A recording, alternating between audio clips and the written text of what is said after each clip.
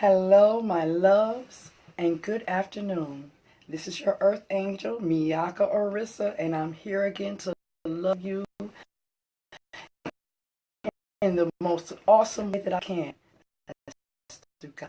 So, today we're going to talk about disconnecting ourselves from our minds.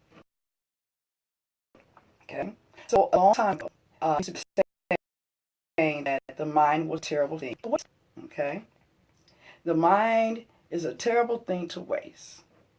So they were trying to encourage us to read more and, exercise that brain muscle, right? Now, in spirituality, the mind can be a terrible thing. See, the mind works against you. See, that's what Satan uses to destroy you the most is your mind. Okay? It can be that very part of ourself, that main part of ourself that Satan uses to destroy us. Okay? So, what we have to do is learn how to disconnect ourselves from our minds. So that is the one thing he cannot use against us. Now, our mind is the one organ in our whole body that works against the others because all the other organs need it to function. All right? So just look at it. If Satan can, mess up your mind and destroy your mind, everything else goes with it, right? So he know what he's doing, but we got to up on him, okay? We have to up on him. So here's the deal. We have to learn how to disconnect ourselves from our minds, right? Because again, it's through our minds, which is one of the biggest ways that Satan uses to destroy us, right? So that's where that low self-esteem thought comes in, that depressive thought. Those things don't start in our hearts. They start in our minds, right? Because he's convincing us of all the things that can hinder us through our minds, right? So, being that the two biggest organs that we have, which was our heart and our mind, those are the two biggest organs we have that Satan utilizes, right? But see, the heart is connected to our spirit. The mind is connected to our flesh, and he can't have our spirit. So he has to go around our spirit to destroy us through our flesh. Yeah. Did you know that? All right. So that should help you understand why, sometimes your thought processes can go into a negative place when you're not even trying to. You'll start thinking about things that are negative, right? You'll start thinking about negative things that you weren't even thinking about, feeling about, wasn't even on the floor, right? So, in disconnecting ourselves from our minds, that takes the reins away from Satan of one extra thing he can utilize to destroy us, right? Okay? So, I'm using my little notes here this time so I don't get distracted and get off course. Thought I need a little help. So, since our mind connects and controls every part of our bodies, see, we need our minds to breathe. We need our minds to move our fingers. We need our minds to blink. We need our minds to smile. We need our minds to do everything. It's the nucleus. It's the base of every part of us in terms of being able to function. Okay, so you know how they say when you're brain dead, then you might as well just pull the plug. Well, I mean, it may sound a little harsh, but that's true. Because once your brain is no longer able to function, all right, no other part of you will be able to either. Okay, so again, our minds are connected to our flesh and our spirits are connected to our hearts. Okay, so now when we are being attacked in our minds, all right, see, he comes in different ways. Satan comes in different ways. He never comes the same. He's a little shady sucker. But again, we're some steps ahead of him. Through the power of God and his holy breath and his awesomeness and the divine and our brother Jesus, we got some steps up on Satan. right? But those of us who have weak minds, those are the ones of us that he messes with the most. Those are ones, you know how he just won't let up. He just always messing with you. If it ain't about your money, it's about your kids. If it ain't about the kids, it's about the past. If it ain't about the past, it's about your mate. If it ain't about your mate, it's about the money. If it ain't about the money, it's about your neighbors. Oh, it's always something. Okay? He's going to always use your mind the most to destroy you. Okay? So like I said before, when you know better, you do better. So since we know this, okay, this is where we have to take the power back. We have to take the power back. Take that control. Grab things. Okay? Since we know that it's our minds. See, and also see the idle mind is his workshop. Okay? Idle mind is his workshop. So again, while you're sitting there being lazy, okay, allowing him to mess with your mind to keep you from even getting up and doing something, he's winning. He's winning. Okay? We cannot allow him to win. We cannot allow him to win over us. Especially since God fashioned us in his awesomeness, blew his holy breath all over us.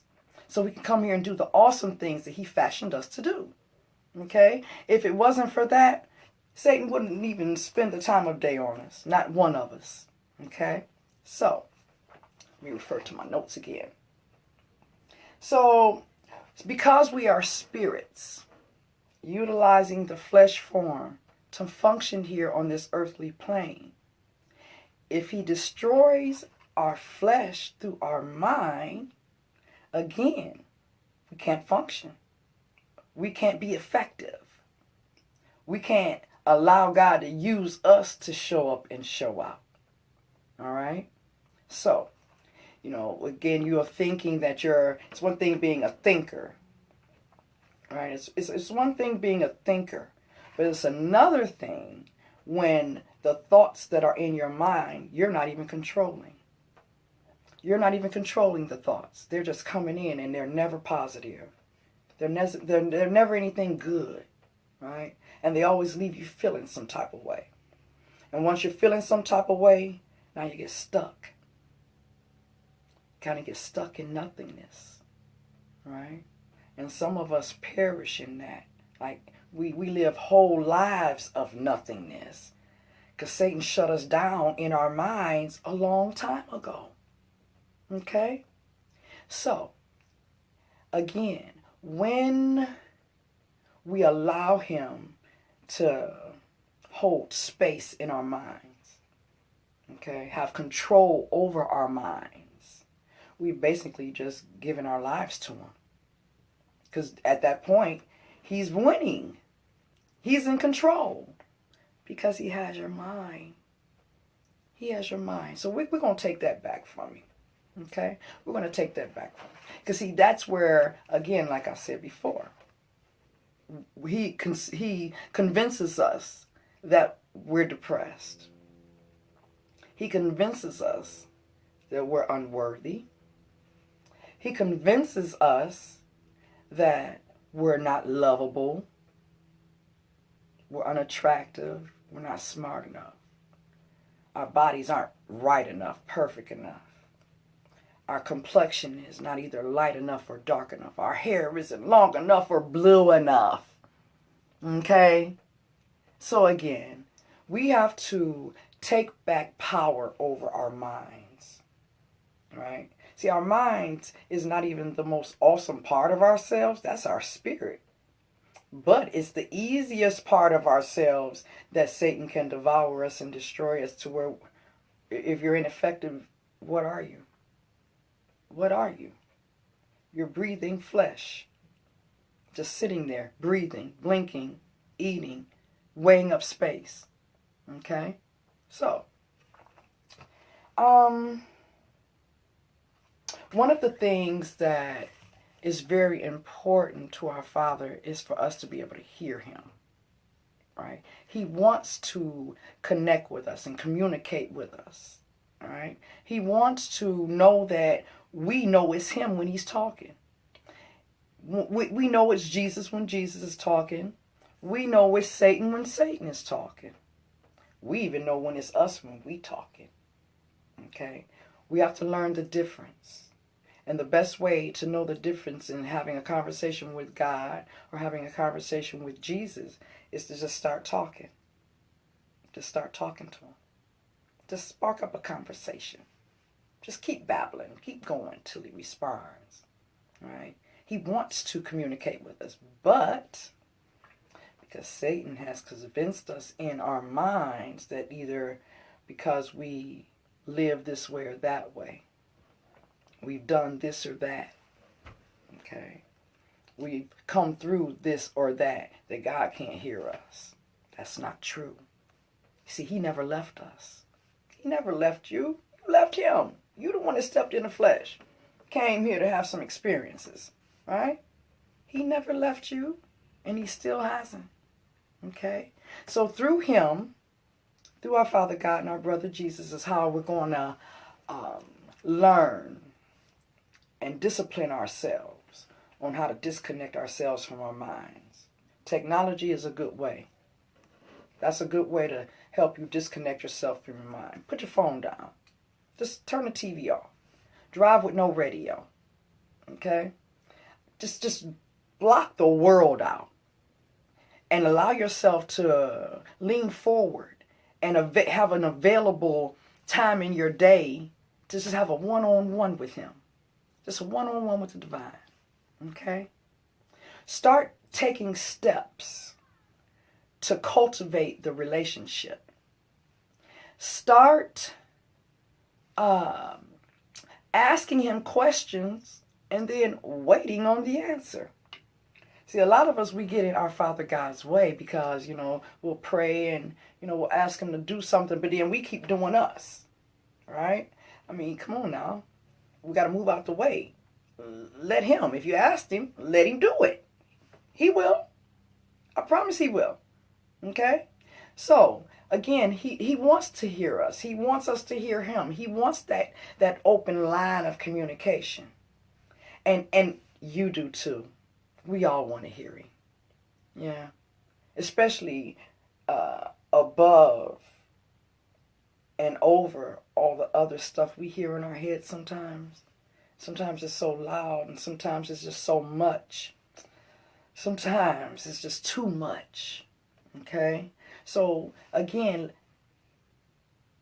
take the time out in your day to create a space for you and him to connect, communicate in a way like you've never done before, like actually listen. Okay? There are some ways that you can, there's some things that you can do to assist you in disconnecting yourself from your mind. There's some things that we can do, okay? So I'm going to give you a list of those things. Yeah, I'm not just talking and then just telling you and then going to push stop. No, I'm going to help you with the answer, okay? So here we go. So, meditation, okay? Meditation. Close your eyes, and even though thoughts may try to come in and visions of things, just see a color. Just allow yourself to focus on a color. And this is for those of us who have a hard time, meditating, who really don't know how to meditate. Just start by closing your eyes and breathing. And allow yourself to see a color. Whatever that color is, focus on it. Just focus on nothing but that color. Don't allow yourself to think. Don't allow a vision to come in. If you have to replace that color with another color, do so. But focus on the color. Okay? So meditation, peaceful moments, sitting and relaxing, and again, just breathing. And another thing that helps while you're meditating is just you can say it in your mind, or you can just whisper it or say it out loud. Peace within me, peace all around me. Peace within me, peace all around me. That's another thing that'll help you stop thinking. Because all your ears can hear you saying is peace within me, peace all around me. And it helps. Okay? Prayer. Prayer helps. Okay? So if you want Satan to stop messing with your mind and having his way with your mind and always up in your head, just call on our Father God. Call on our brother Jesus. Tell him you want them to take the reins back over your mind. You want him to fill your mind with his thoughts. Let your thoughts be his. Every thought that comes in your mind, let it be from our Father God or our brother Jesus. You don't want to think for yourself no more. Because in thinking for yourself, Satan comes in and distorts your thoughts. Okay? So, we're not even going to think for ourselves. So ask God to just come in and let your thoughts be his. Let every vision you see in your mind be from him in the divine. Okay? So that's another way. Another way is every day, same time, every day, go to our Father God, palms up, and supplicate to him all the things that Satan is messing with in your mind. Okay? So if he's messing with you about your money, supplicate that to our Father God. Cry it out to him out loud, palms up. Okay? Reach deep down within and bellow it out. Everything that Satan is messing with you in your mind on. Okay? Once you've done that, another thing that helps is, I'm a firm believer that there is power in the Psalms. Power in it. Okay? So through Spirit, I was led to write down these particular Psalms that will assist you in disconnecting yourself from your mind. Okay? Taking back control over your mind. Right? So now whatever thoughts are in your head, they are the thoughts that's supposed to be there. Okay? You're thinking about the things that are important. Right? Not the things that Satan is cementing you to nothingness with. Okay? So you can write these down, and I'm going to say them slowly. Okay? So Psalms number 6 in its entirety, this chapter. And each chapter that you're reading them in their entirety, from the first verse to the last verse. And you're reading them out loud, palms up. Okay? Psalms number 6, Psalms number 9, 11, 30, 38, 91, 104, and 141. Okay, so one more time for you. Psalms number 6, Psalms number 9, Psalms number 11, Psalms number 30, Psalms number 38, Psalms number 91, Psalms 102, and Psalms 141. Okay? I have faith in my heart that when you read these Psalms, you're going to feel them. Okay? Read these Psalms every day for 21 days. Morning and evening. So when you wake up, you read these Psalms. When you go to sleep, right before you lay down, you read these Psalms. Okay? And do this for 21 days. By the first week, you're going to notice, by the 7th day, you're going to notice that your thoughts are different. You're going to notice that,